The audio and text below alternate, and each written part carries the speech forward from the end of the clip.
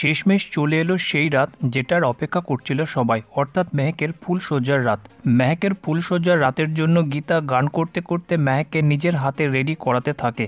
আর অঙ্কিতের সাথে তার ফুলশয্যা হচ্ছে ভেবে মেহেকও ভীষণ খুশি। তখনই অগ্নিজিৎ গীতাকে ফোন করে জানতে চায় প্ল্যানিং কত দূর, কারণ অগ্নিজিতের টেনশন হচ্ছে যে ফুলশয্যায় সবকিছু ঠিকঠাক হবে কিনা। গীতা বলে, আমি এমন প্ল্যান বানিয়েছি আপনি ভাবতেও পারবেন না। আজকে ফুলশয্যার ঘরে তৃতীয় বিশ্বযুদ্ধ হবে, সেই যুদ্ধে জিতবে মুখার্জি পরিবার। যেটা শুনে অগ্নিজিৎ ভীষণ এক্সাইটেড হয়ে যায়। গীতা বলে যে ফুলশয্যার রাতে কৃপানের দুধের মধ্যে ঘুমের ওষুধ মিশিয়ে তাকে খাইয়ে দেওয়া হবে। তারপর বারান্দায় একটা দড়ি ধরে মেহেক সোজা নিচে চলে আসবে। তারপর আমি স্কুটিতে করে মেহেককে নিয়ে সোজা চলে যাব অঙ্কিতের বাড়ি।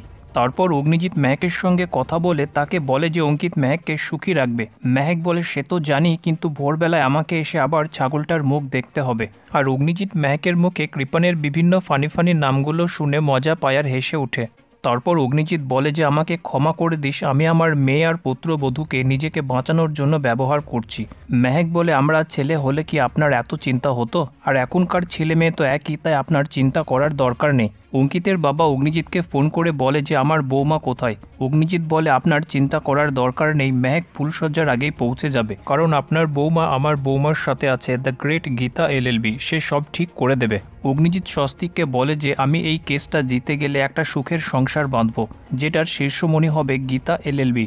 ভজন নিজের সন্দেহ আটকাতে না পেরে ফুলশয্যার ঘরের মধ্যে ঢুকে গিয়ে তাদেরকে প্রশ্ন করার চেষ্টা করলে মেহেক বাস একবার কৃপু বলে ডাকতেই কৃপান ছুটে চলে আসে সেখানে। তারপর আবার ভজনকে শুনতে হয় কৃপানের কাছে কথা। তারপর তারা সবাই কৃপান আর মেহেককে রুমের মধ্যে রেখে একে একে রুমের বাইরে যেতে থাকে কৃপান আর মেহেকের ফুলশয্যার জন্য।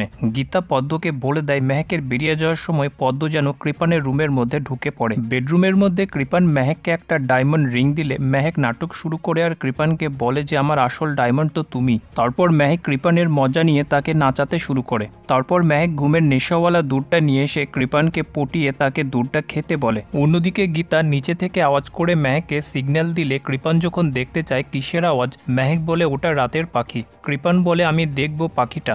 মেহেক বলে একটু পর তো তুমি নিজেই পাখি হয়ে আকাশে উড়বে।